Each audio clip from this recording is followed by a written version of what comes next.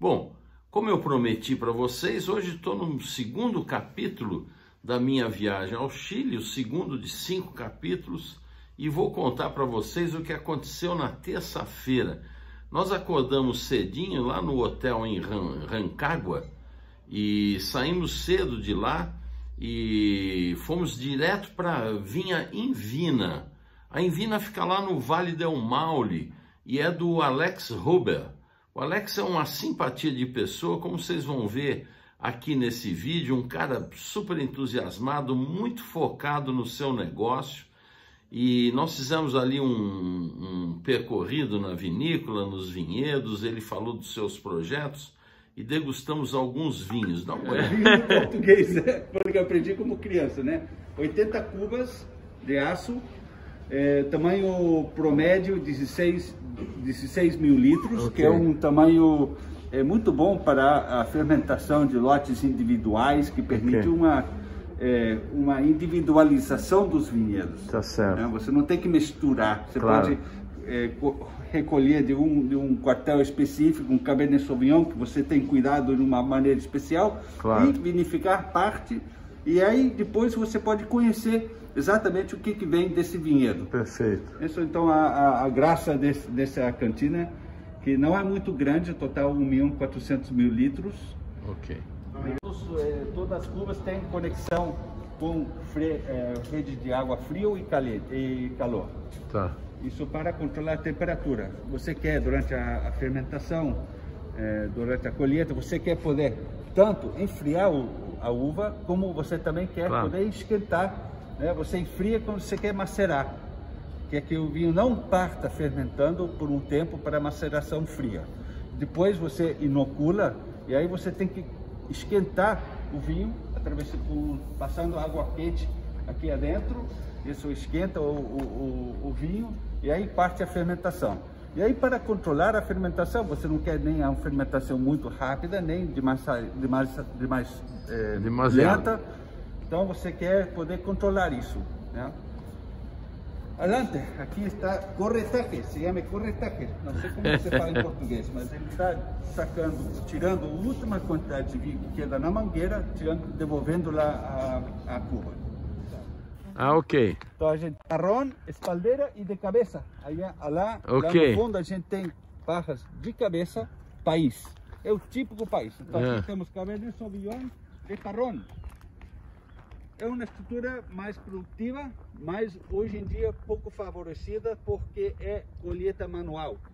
E mãos... É muito trabalhoso. E não tem mãos hoje em dia.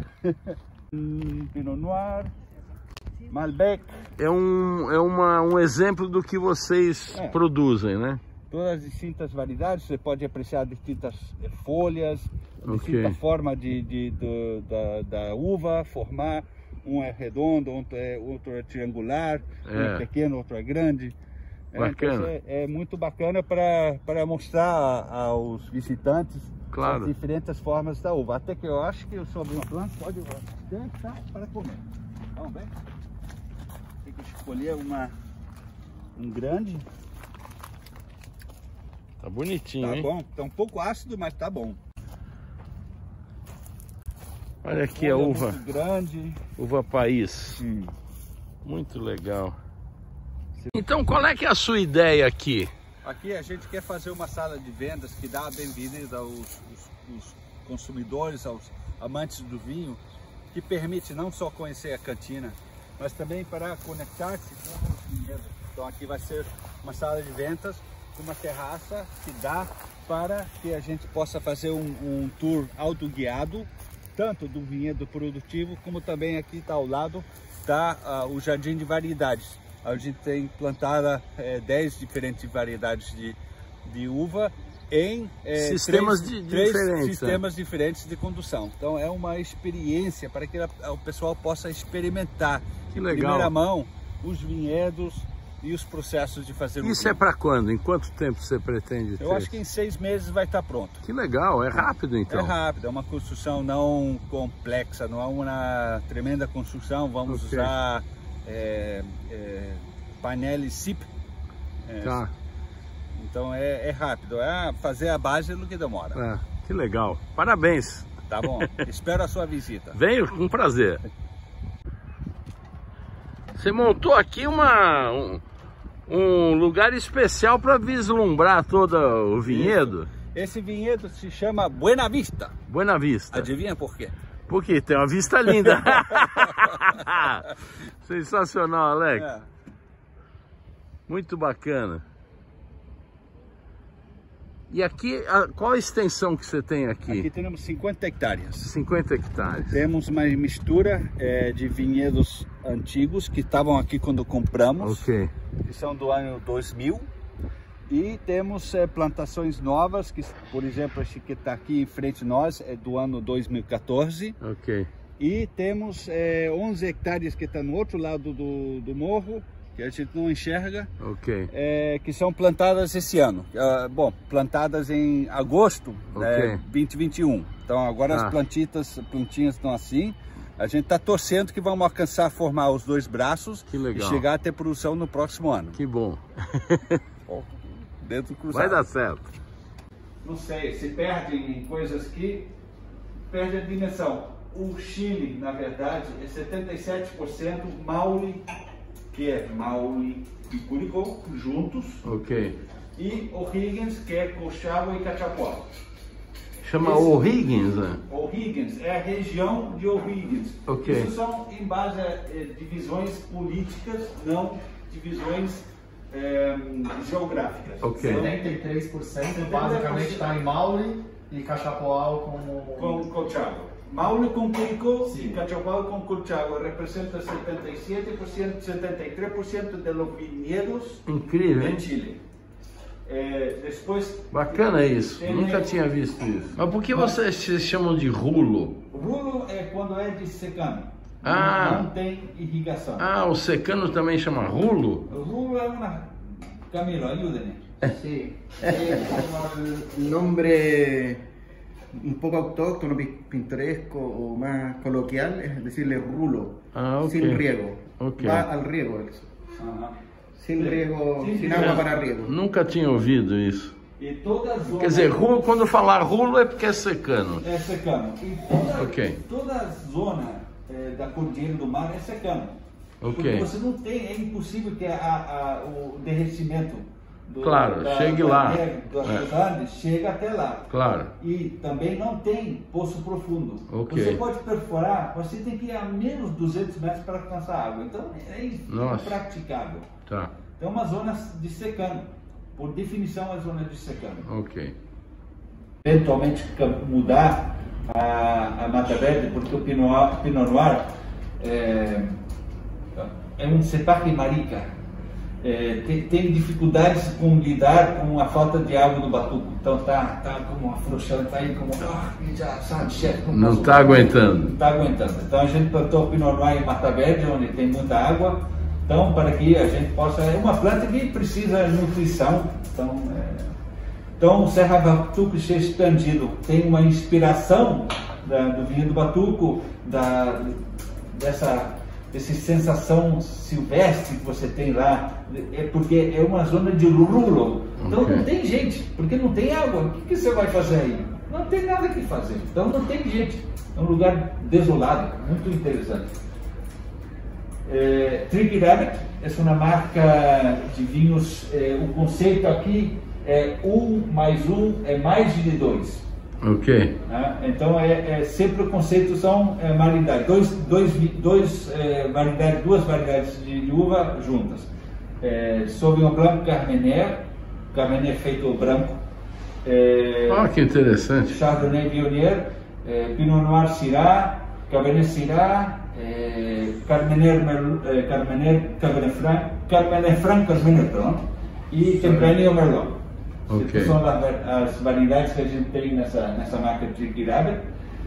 Estados Unidos é o principal mercado, porque é tapa-rosca e eu não transo em cambiar a rolha e isso fecha muitos mercados, mas eu não transo. O rótulo é muito jovial, muito... jovial, fala da... Bem legal. Truculento. Bem legal. Luma Tchequer, essa é a nossa linha de 4 vinhos Gran Reserva: Pinot Noir, Carmener, Cabernet Sauvignon e um Red Blend. Por fim, essa marca que nós lançamos no Chile, para o Chile. A ideia original era ter um vinho pronto para celebrar o fim da pandemia. Se fosse assim, estaria sem abrir a primeira garrafa. Então, um pouco a gente expandiu o conceito para celebrar um momento de sucesso, um momento, às vezes, até coisas estranhas. Você pode celebrar uma promoção, celebrar um casamento, você também pode celebrar um divórcio. Quem sabe, né? Por fin. Claro, ¿por qué no? Hemos hablado mucho de esto en el alto, que se puede celebrar cada día. Sí, celebrar que estoy sano, claro, que desperté y que tengo la posibilidad de tomar ricos vinos. Eso ahí. Se puede celebrar. Ese es por fin. Después tenemos Ojos Verdes. Este es un vino dedicado al viñedo Batuco. El viñedo Batuco fue una víctima de una exuberancia irracional en los años 2008, donde yo, como un joven, fui y planté 50 hectáreas en rulo, sin árboles. ¿Por qué? Porque yo creía que iba a dar certo, porque tenía ese campo vacío, tenía ojos verdes, serían pequeños sectores donde crecían pataguas, y pataguas solo crece donde hay agua. Patagua es un árbol que solamente crece donde hay agua. Si no hay agua, no crece. Entonces tiene siempre la pata mojada. Y estos ojos verdes tenían un poco de agua. Me daba confianza que igual, yo sé que no hay agua mucha, pero hay agua. Entonces plantamos 50 hectáreas de distintas variedades: Sauvignon Blanc, Chardonnay, Pinot Gris, Pinot Noir, Carmener, Viognier, Tempranillo, Cabernet Franc, Syrah. Ya, creo que eso. Y ha sido un éxito increíble la calidad de la uva. Especialmente, Ojos Verdes, especialmente una creación del éxito del Cabernet Franc y el del Syrah. Estas dos cepajes han sido el home run de Ojos Verdes. O sea, un golazo total en su calidad y su consistencia, año tras año. Buena vendimia, mala vendimia, siempre sale bien. Qué bueno. Y además agregamos Tempranillo, Carmener y un poquito de Cabernet Sauvignon que viene de Maipo. E as brancas se deram bem? Sim, nós, enquanto as brancas, temos brancos em Batuco e temos brancos em Mata Verde. E geralmente hemos tido a sorte de que um ano o Batuco é melhor que Mata Verde. Então a composição é 70% Batuco e 30% Mata Verde. Ok. Outros anos a Mata Verde inverte. É 70% e Batuco é 30%. Mata Verde tem sido, eu acho que 2 vezes mais comum que Mata Verde, que predomina, que Batuco. Mas, por exemplo, esse ano, o ano 2021, é 70% Batuco, 30% Mata Verde. Ok.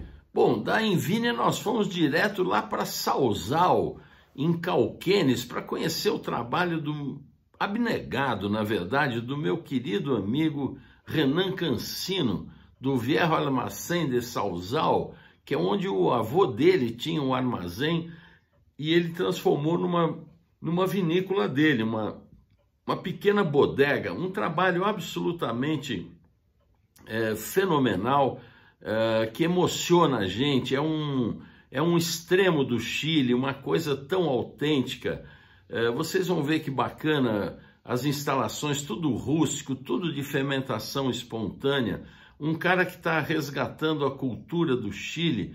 O Renan é de uma autoridade, ele poderia estar com um emprego muito bacana numa grande vinícola e optou por ir para a sua origem, para a sua cidade onde ele nasceu e resgatar toda essa cultura do vinho tradicional que chegou pelos jesuítas com a uva país e é primoroso o que ele faz lá. Eu vou mostrar para vocês, tem bastante material que eu acho que vocês vão curtir. Dá uma olhada que bacana. Gente, eu tô aqui em Sauzal. Olha só, é o lugar do Renan Cancino. É aqui que ele faz vinho. Vamos lá? Deixa eu ver se ele tá aqui. Renan Cancino, meu amigo, eu quero saber se você vai me mostrar como é que você faz vinho aqui, afinal, tão maravilhoso. Você conta tudo para mí?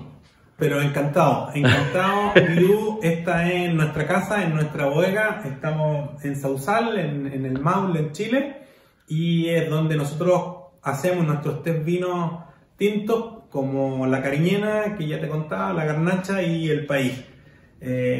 Lo hacemos, como te decía, exactamente de la misma manera en el campo, cultivamos los viñedos de la misma forma, con caballos, sin regar, cuidamos sin usar productos químicos ni de ningún tipo. Y luego nos traemos la uva a la bodega, en marzo pronto, en 30 días más, para empezar nuestra vinificación tradicional, ancestral. Hacemos los vinos exactamente como lo hicieron las generaciones anteriores, nuestros padres, nuestros abuelos, etc. Y sin intervención, sin tecnología de ningún tipo, sin frío, sin calor, y con fermentaciones espontáneas dejamos que todo vaya ocurriendo, que los vinos descansen en la barrica durante 2 temporadas, ocurra la fermentación maloláctica y terminen, se limpien y se estabilicen para después ponerlos en la botella. Mas eu queria saber o que passou na sua vida para resgatar com tanta autenticidade essa cultura, essa tradição, esse conhecimento ancestral que eu acho tão importante que alguém faça e você fez. E com maestria, com sucesso. O que passou para você tomar essa decisão? Eso fue bastante más fácil. Yo nací aquí el 71, vi a mi familia, a mi papá, a mis tíos hacer vino durante generaciones, vi a todos mis amigos convivir con estos vinos, entonces entendía lo que se hacía aquí y reproducirlo no me costó tanto. Como te decía antes, me costó mucho más aprender el proceso de guarda de estos vinos y el proceso de embotellado, más que la elaboración propiamente tal. Eso es con algo con lo que nosotros nacimos y con lo que nos sentimos completamente identificados. Creemos que en la forma de hacer vino aquí, queremos que esto ocurra tal cual en 100 años más y en 200 años más con las generaciones que dijimos nosotros funcionando. E você foi estudar enologia para questionar esses processos ancestrais ou não? Me fui a estudiar enología, me fui a estudiar agricultura a la universidad, básicamente en todo el espectro del vino. Y mi primer trabajo fue en una cooperativa de vino en Cauquenes. Y eso me conectó con el campo y con los vinos y con Sausal. Luego de caminar por la industria del vino en Chile en los primeros 10 años y viajar un par de veces a Europa, a Italia, a Francia, a España, empecé a entender que había una conexión aquí con el vino que yo la podía armar. Y que podíamos hacer vino que nos permitiese venderlo en Chile y en el mundo y poder vivir de este proyecto. Y ahí partimos con el proyecto el 2008. Y partimos con este camino entendiendo que era lo que nosotros queríamos hacer, que lo que nos diferenciaría de la industria chilena sin ninguna duda. Que chamou a atenção mais na Itália, na França e na Espanha?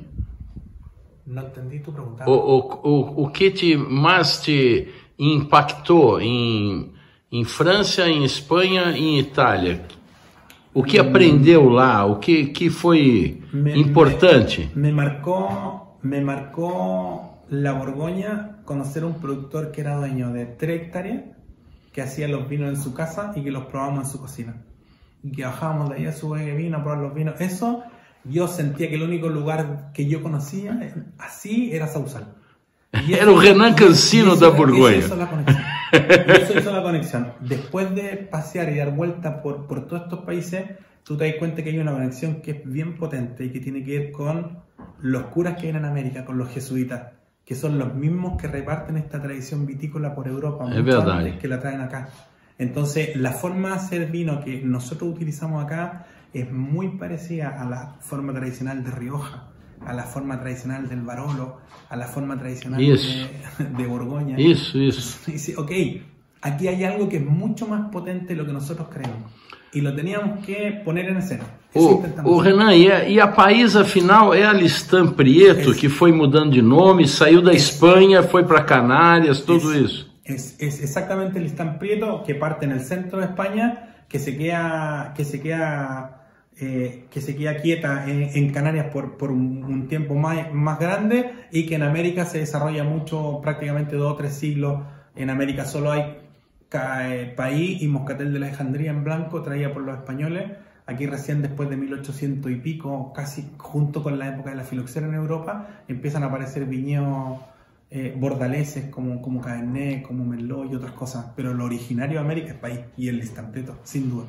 E escuta, para terminar, eu tenho uma admiração enorme pelo seu trabalho, pela sua postura, e eu queria saber se você acha que hoje o Chile e os países que conhecem teu vinho têm esse respeito que eu acho que você merece no seu trabalho. Yo creo que el respeto existe en nuestros pares hoy día y en la gente que conoce nuestros vinos. Lo que yo siento que no ocurre es que haya una valoración por estos vinos y que haya una decisión de la gente de intentar probar y de pensar que son una alternativa de vinos también para la mesa de cualquiera y en cualquier lugar. Creo que hay una valorización de la cultura de hacer estos vinos, pero no hay una aceptación real del consumidor para estos vinos. No lo siento todavía después de 10 años de proyecto. É questão de tempo. Espero que así sea.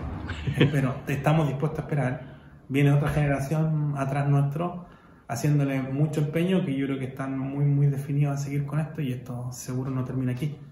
Vamos a seguir por más tiempo. Bueno, esto no tiene mucho sentido que se los diga porque ustedes se van a dar cuenta. Esto es un proyecto familiar a escala humana, ¿saben?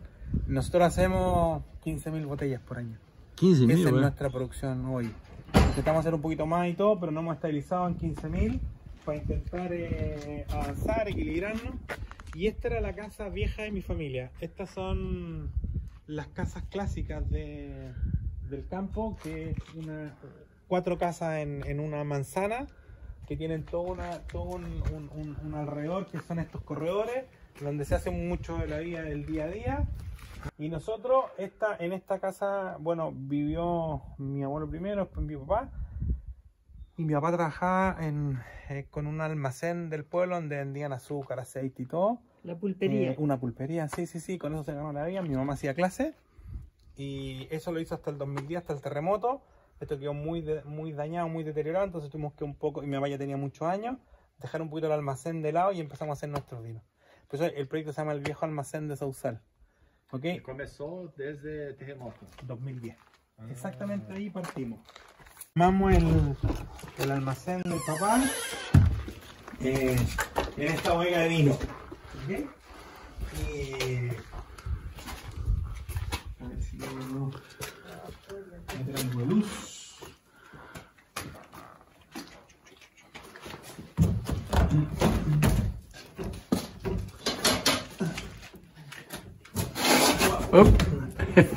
Deixa, Renan.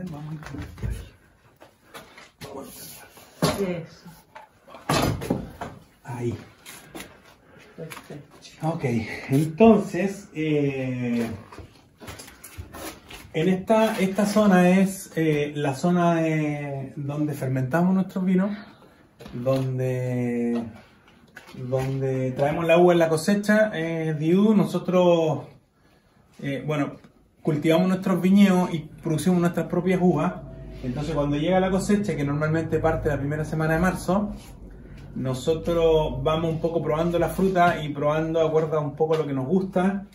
Entonces nos fijamos mucho en que la fruta no pierda la acidez natural y el frescor. Entonces no cosechamos tanto por el alcohol, sino que más bien por la acidez y por el frescor.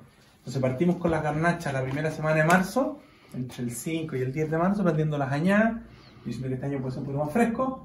Luego vamos con las cariñenas alrededor del 25 de marzo, 20-25 de marzo, y terminamos con los países en la segunda quincena de abril. A país es la última. Eso es lo más tardío, Lo hacemos al final, ¿ok? Cosechamos más o menos con los rangos de madurez muy parecidos, y toda la vinificación ocurre de manera espontánea, ¿ok? Nosotros usamos estos lagares de Raúl Viejo, que son los lagares que siempre hubieron acá en el campo, Esto ahora, pronto en febrero empezamos a mojarlos para que esta madera se hinche y se apriete y podamos vinificar acá. Usamos lagar de distintos tamaños. Esta hace como 4.300 kilos, esta hace como 4.500, esta hace 1.000, esta 800. Entonces, dependiendo del lote, vamos definiendo la vinificación. Renan, ¿por qué que o enólogo moderno tem tanto medo de uma fermentação espontânea? Yo creo que más que miedo, no. Yo creo que cada vez más yo he visto más amigos nuestros trabajar con levadura nativa. Está creciendo mucho. Con muy buena experiencia. Yo creo que cada vez lo van asumiendo más. Luego es más difícil que hagan fermentaciones espontáneas, porque normalmente hay una tendencia a trabajar con las uvas para un poco garantizar una fermentación tranquila. Entonces normalmente chequean mucho los niveles de azúcar y los niveles de acidez, corrigen cada vez que tienen alguna duda, usan nutrientes y usan levaduras comerciales para intentar que esa fermentación ocurra, y todo eso significa un poco hacer vinos que a mi juicio estandarizan un poco, ¿ok? Eso es lo que nosotros creemos. Pero ellos lo hacen así porque es como la manera que tienen como la manera de trabajar, de vinificar, y se sienten más seguros.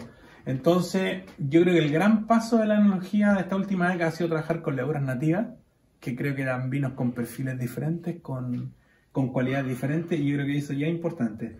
Luego, el trabajar sin temperatura y trabajar sin alguna como ayuda extra que usa la enología es más difícil. Y eso va a tomar un poquito más de tiempo. Yo creo que cada vez más gente intentando hacerlo más, pero paso a paso, eso toma un tiempo, toma una evolución. Você perdeu alguma vinificação na sua vida por fazer de fermentação espontânea? Nosotros tuvimos en el año 2015 algunos problemas de fermentación con la garnacha, pero fue porque las uvas estaban demasiado maduras y las levaduras nativas no fueron capaces de secar los vinos. Luego, en la temporada siguiente, en la siguiente primavera, volvieron a fermentar y terminaron secando al final del verano. No hubo ningún problema tampoco. No hubo ningún problema. Nunca. Mira, esta forma de hacer el vino, Didú, tiene 5 siglos en Chile. Y yo nunca vi un problema en fermentación en el campo. Nunca lo experimenté. La gente aquí hace vino como si cocinara, como si hiciera pan. No hay ninguna complicación. Nosotros cosechamos la fruta. Cuando sentimos y estimamos que está bien, la traemos a la bodega por la tarde, hoy, y mañana ponemos nuestra zaranda que está allá, que es son estos bambú, ¿okay? Y la extendemos acá arriba, la apretamos y queda esta zaranda acá. Entonces ponemos la fruta encima de la zaranda, armamos un encastrado y refregamos. Y al refregar la uva, lo que hacemos es separar los escobajos, la espalillamos. Separamos los escobajos de las pieles y del jugo que caen al lagar. Y lo hacemos durante todo un día hasta que esto se llena. Normalmente dejamos 25 centímetros porque esto después cuando fermenta sube. Entonces se termina de refregar y se termina el primer proceso. No se hace nada más. No nos preocupamos si hay temperatura, si no hay temperatura, si hace calor, si hace frío. No es problema. Homogenizamos bien con el pisón las pieles y dejamos que la levadura empiece a activarse sola. Cuando pasan 2 o 3 días, tú aquí podías escuchar lentamente que empieza a haber una actividad así.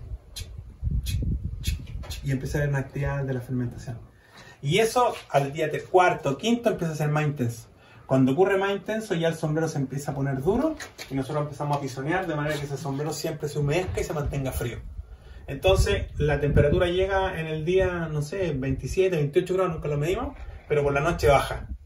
Entonces nosotros movemos el vino en la noche y en la mañana de manera que la piel, el sombrero nunca se sube a temperatura y esa actividad de fermentación siga de manera espontánea.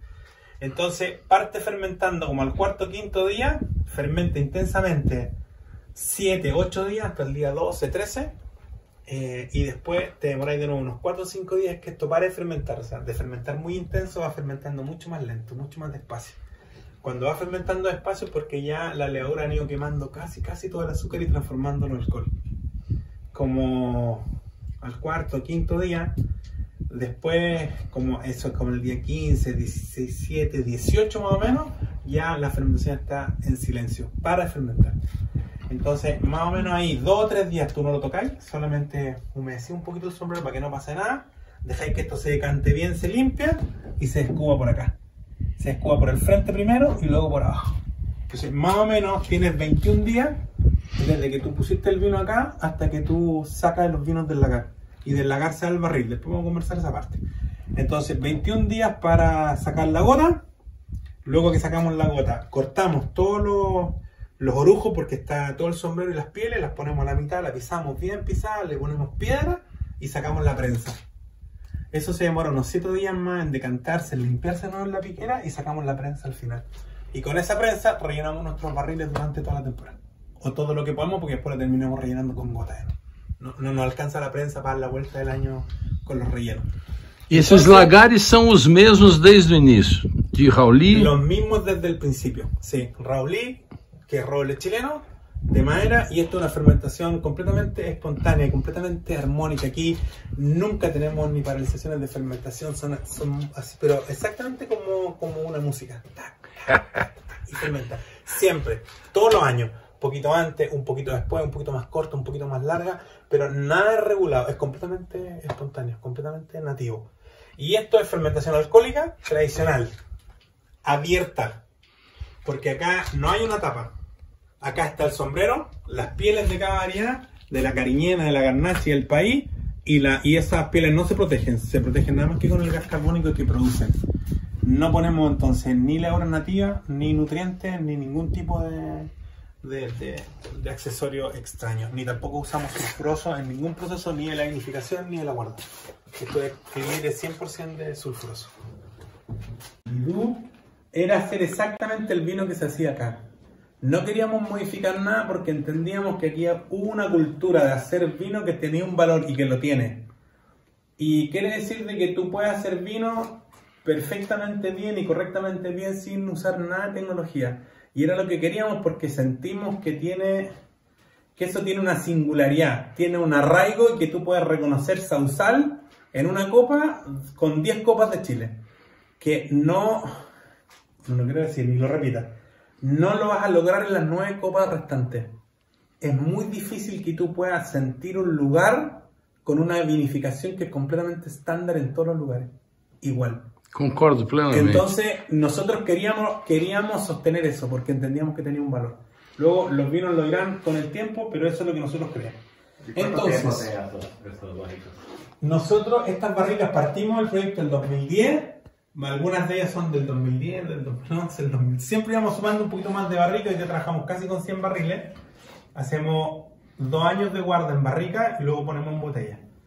Hacemos también 1 año más de guarda en botella para ir al mercado. Hoy día estamos demorándonos un poco más de salir al mercado porque las ventas han sido más lentas de lo que hubiésemos querido. ¿Esas barricas también son Raulí? Las barricas son de roble francés, pero viejas. Ah, okay. Solamente fueron barricas de amigos nuestros que nos vendían barriles que estaban sanos. Esa era nuestra preocupación porque lo que queremos es envejecer los vinos, pero no tener notas de madera en los vinos. O sea, lo que queremos son contenedores que suavicen los vinos, pero que no se sintiera la madera. ¿Cómo es que se lava elas, Renan? ¿Cómo se limpia? Okay. Después de cada embotellado, nosotros vamos a guardar en barril por 2 años. Entonces, metemos estos vinos en abril de la cosecha y en marzo de 2 años después vamos a embotellar. ¿Ok? Primero porque con un verano tuvimos algunas actividades con los vinos 2016 y refermentación en botella y un poquito acá. Entonces entendíamos que con 2 veranos podíamos estar absolutamente seguros de que estos vinos estaban estables y que no iban a tener ninguna complicación después de la botella. Entonces nos extendimos 1 año más de guarda. Entonces pasamos 2 inviernos en el barril y 2 veranos para meter los vinos estables en la botella. Entonces una vez que embotellamos, por ejemplo, ahora vamos a embotellar en marzo los vinos 2020 para guardar los vinos 2022. Entonces armamos este lote en la Cariñena 2020, vamos a armar la mezcla completa, son 17 barricas, y armamos la mezcla, uniformamos los vinos y embotellamos. Inmediatamente yo voy donde unos amigos acá en Caliboro y con su lavadora de barriles de vapor lavamos bien estas barricas y les ponemos sulfuroso. Sulfuroso que no es como el que le pone el vino, sino que la mecha típica que seca el barril y lo mantiene sin ningún problema de olor y todo. Entonces, desde que yo saco los vinos hasta que le vuelvo a poner los vinos, trato de que no pasen más allá de 30 días. Entonces lavamos bien las barricas, las tapamos con sulfuroso después. Perdón, lo pueden ver acá. Está guardado así. Ah, ok. Ok, entonces lo hemos puesto con una mechita de sulfuroso que pone el gas adentro y la mantiene limpia. Ok. Y la mantiene sana mientras no tiene el vino. Entonces, mientras menos tiempo, lo menos posible sin el vino, lavamos bien, limpiamos y le volvemos a poner el vino joven dentro. Perfecto. Y con eso va a estar lista la barrica para la siguiente guarda. Todos los días 30 de cada mes, para evitar que las barricas tengan contacto con oxígeno y que los vinos se mantengan lo más limpios y puros posible en nuestra guarda. Son 2 años de guarda en barricas sin sulfuroso. Eso es impensable en la industria del vino. O sea, ningún kamikaze lo haría. Pero bueno, nosotros creemos que no pasa nada. Hemos tenido algunas complicaciones también y hemos ido aprendiendo con el tiempo, ¿ok? Entonces, nosotros vamos teniendo el registro. Si tú te fijas ahí parten los rellenos del año pasado, no sé, enero, febrero, marzo, abril, y los litros que vamos ocupando en cada mes. Miren, en invierno, 50 litros, 45 litros. Luego en verano 140, 115. Ayer, creo que fue la última, ahí está, enero, 150 litros de relleno, los 100 barriles que tenemos en la bodega. Entonces, eso lo hacemos durante los 2 años que el vino está en guarda. Acá hace manoláctica, normalmente en la primera primavera. O sea, vamos a vinificar ahora en marzo y en septiembre el próximo año, de este año va a ser la fermentación manoláctea. Y luego los vinos decantan y se limpian y descansan, no trasegamos, no limpiamos, no sacamos las borras hasta cuando embotellamos. Cuando embotellamos, trasegamos, dejamos normalmente 5 centímetros de los vinos que se decantaron y los juntamos para después embotellarlos, pero son botellas que nos tomamos acá, que estamos con los amigos y todo, pero mantenemos las lías, las borras todo el tiempo porque sentimos que protegen los vinos, que los protegen de cualquier cosa que les pueda ocurrir. Entonces, prácticamente el vino no se mueve y nuestra única preocupación es que estén libres de oxígeno. ¿Ok? Apelación en Borgoña. El mayor de ellos tenía 87 años, yo lo conocí en su casa en Borgoña. Y yo, bueno, le conté que yo era viticultor porque yo no hacía vino hasta el 2005, nosotros partimos el 2010 con nuestros vinos. Y inmediatamente dimos una vuelta en la bodega, me llevó al viñedo, porque entendió que yo hacía viticultura. Y empezamos a conversar, entonces, hablando en el viñedo, yo le sugerí una cosa de niño acerca de lo que él hacía. Entonces le dije, ¿por qué esta planta no la podan de esta forma? Y el señor me dijo, porque la podamos así hace 500 años.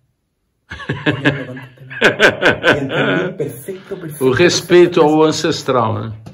Pero absolutamente, es decir, no hay vuelta. Entonces, cuando tú vienes aquí y tú después te das cuenta que aquí hay gente que hace esto hace 400 años, porque hace 400 años, te dije, el pueblo está fundado en 1792, pero hay registros en la iglesia de 1652, 752, 852, no sé, más de 300 años. Es decir, aquí hay una cultura de vino que tiene algo que decir. Y eso es lo que queríamos sostener. Además, yo había probado estos vinos de niño, entonces yo sabía que son vinos interesantes. Entonces solamente teníamos que ponerlo en escena y tuvimos que aprender a hacer cosas. Y aprender a guardar, porque esta no era una cultura del campo. Aprender a embotellar, que no era una cultura del campo. Y ahí cometimos los errores y hicimos las cosas que teníamos que hacer. Pero nunca dejamos lo fundamental, la línea recta que queríamos seguir. Y yo creo que hoy día vamos ya alcanzando un momento del proyecto. Esta es la 10ª añada que vamos a hacer ahora, la 2022. La 11ª añada. Creo que ahora estamos en un momento en que podemos, no decir que manejamos todo, pero que ya estamos mucho más interiorizados en todo lo que era esta forma de hacer. Vamos a probar los 3. Nosotros hacemos 3 vinos tintos. Hacemos una cariñena, hacemos una garnacha y hacemos un país. Yo te los voy a mostrar en el orden que los muestro siempre. No tienen ninguna razón de ser, porque los 3 vinos están hechos con el mismo objeto. A mí se me fue este detalle, pero es súper importante. La gente del campo hace vino para comer y para acompañar las comidas de este lugar, que son comidas siempre en las distintas estaciones de muchos sabores, de muchas pieles, de mucha caloría. La gente trabaja, entonces en esta comida es consistente. Entonces las cazuelas, los guisos, las humas, todas las comidas son de sabor, entonces es vino para comer. No son vinos ni de piscina, ni ligeros. Cuando estamos en eso, ellos toman cerveza, birra. Pero el vino es para comer. Entonces los 3 vinos están hechos exactamente de la misma manera. Y lo que nosotros intentamos hacer es que los vinos tengan 3 componentes. Que tengan estructura en la boca, profundidad, que tengan tanino suave y que tengan frescor. Que tengan así. Eso para mí son los 3 componentes de los 3 vinos. Luego cada uno tiene su personalidad, pero ese es como la base. Es estructura, tanino suave y frescor. Así es. ¿Ok? Entonces vamos a probar. Tu campo lo cierra y lo tienes que transformar en un organismo vivo. Por lo tanto, nada de lo que hay en ese campo para producir fruta puede ser externo al campo. Por lo tanto, creo que no existe ninguna forma de mostrar un lugar más desgarrado que con la agricultura biodinámica. ¿Ok? Pero para poder hacerlo y hacerlo bien, tú tienes que estar conectado, tienes que entender el proceso completo. ¿Cómo hablo? ¿Es más espiritual? Porque si no se transforma en una técnica agrícola, que no es lo mismo. No es lo mismo. ¿Ah? Pero ellos a nosotros esas variedades. Porque la variedad original de aquí es esta. Con esta forma de trabajar nació el país. Entonces, tiene mucho tiempo haciendo lo mismo. Entonces, esto está listo y hecho para esta forma de hacer vino. Por lo tanto, en el tiempo era normal que el país se pusiera un peldaño por encima del resto. Y yo sentía así, pero me costó tiempo sentir el país, sentir la estructura que tiene, la profundidad. Este país tiene una acidez que no es típica de país. No encontré muchos países de Chile con esta acidez. No encontré muchos países así. Para empezar, nuestra vinificación tradicional, ancestral. Hacemos los vinos exactamente como lo hicieron las generaciones anteriores, nuestros padres, nuestros abuelos, etc. Y sin intervención, sin tecnología de ningún tipo, sin frío, sin calor y con fermentaciones espontáneas. Dejamos que todo vaya ocurriendo, que los vinos descansen en la barrica durante 2 temporadas, ocurra la fermentación maloláctica y terminen, se limpien y se estabilicen para después ponerlo en la botella. Mas eu queria saber o que passou na sua vida para resgatar com tanta autenticidade essa cultura, essa tradição, esse conhecimento ancestral que eu acho tão importante que alguém faça e você fez. E com maestria, com sucesso. O que passou para você tomar essa decisão? Eso fue bastante más fácil. Yo nací aquí el 71, vi a mi familia, a mi papá, a mis tíos hacer vino durante generaciones, vi a todos mis amigos convivir con estos vinos, entonces entendía lo que se hacía aquí y reproducirlo no me costó tanto.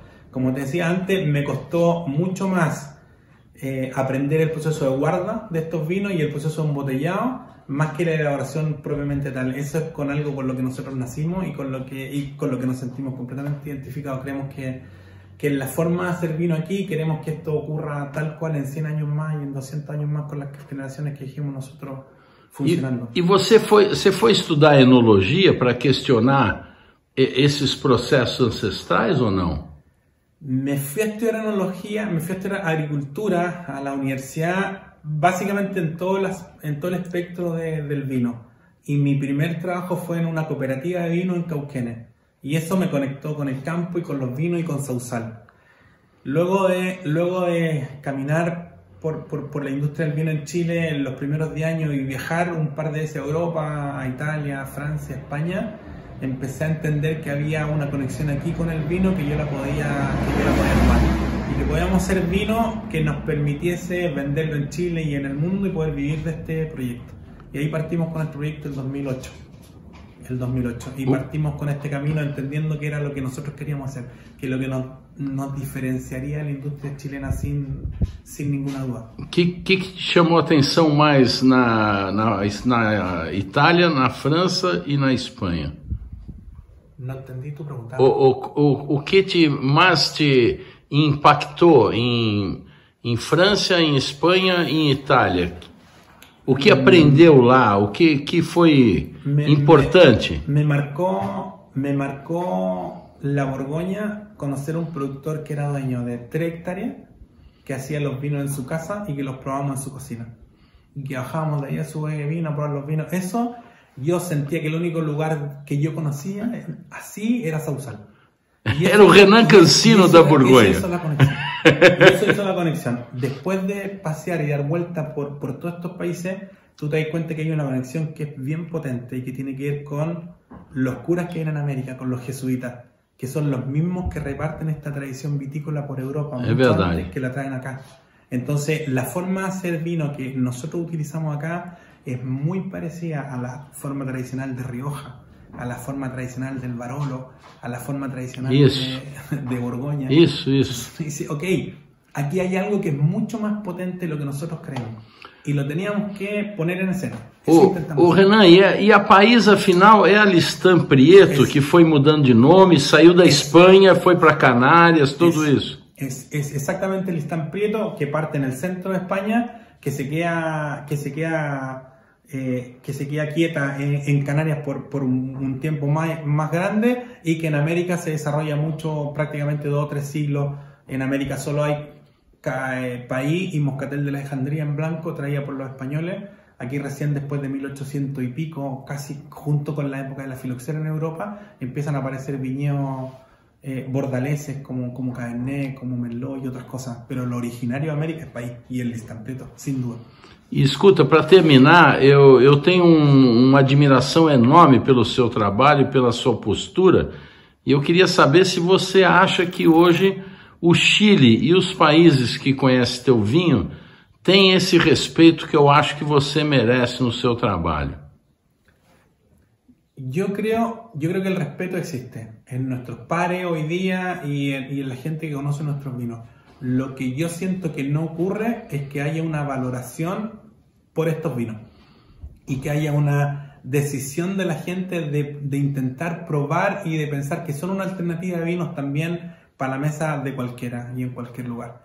Creo que hay una valorización de la cultura de hacer estos vinos, pero no hay una aceptación real del consumidor para estos vinos. No lo siento todavía después de 10 años de proyecto. Es cuestión de tiempo. Espero que así sea. Espero. Estamos dispuestos a esperar. Viene otra generación atrás nuestro haciéndole mucho empeño, que yo creo que están muy definidos a seguir con esto, y esto seguro no termina aquí. Vamos a seguir por más tiempo. Meu amigo, parabéns, agradeço a tua acolhida, lamento ser tão corrido, eu adoraria ficar uma semana aqui com você e... Su casa. Mas quem sabe vamos fazer isso um dia. Quando você quiera. Graças, sucesso. Muchas gracias. Bom, do Renan Cancino nós saímos correndo, foi uma correria isso, porque tudo meio longe, fomos para a Casa Donoso.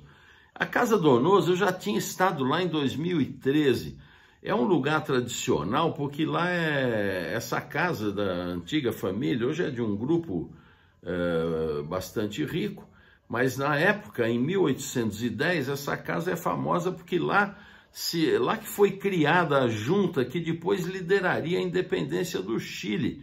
Eles têm até um vinho 1810 comemorativo a esse fato. Uma casa finérrima, vocês vão ver aí. É uma pena que a gente chegou tarde para degustar e jantar e depois dormir e já sair cedinho.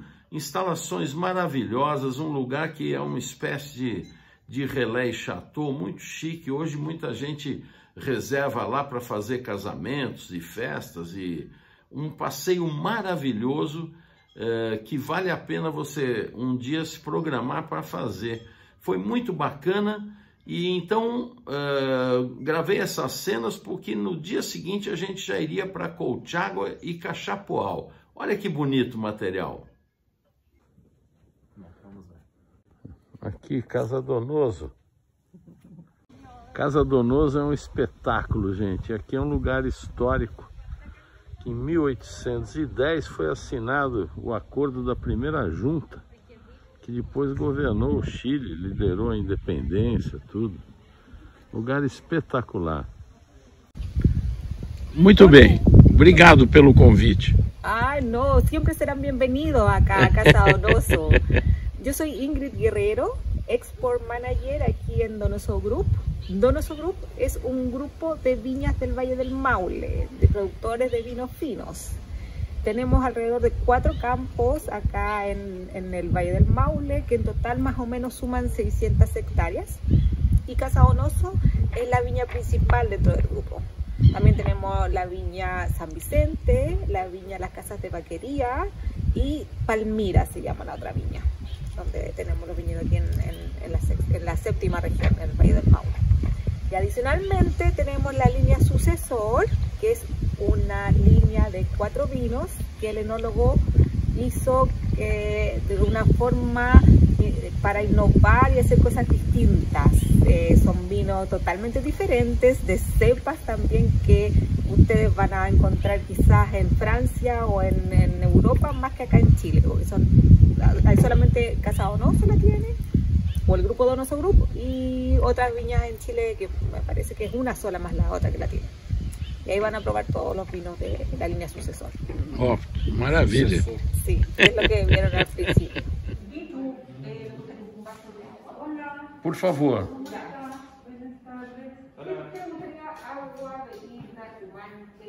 Esse é o vinho comemorativo 1810, que comemora a independência do Chile. Cabernet Sauvignon e Carmener. Olha que legal. Essa casa é histórica. Bárbaro, hein?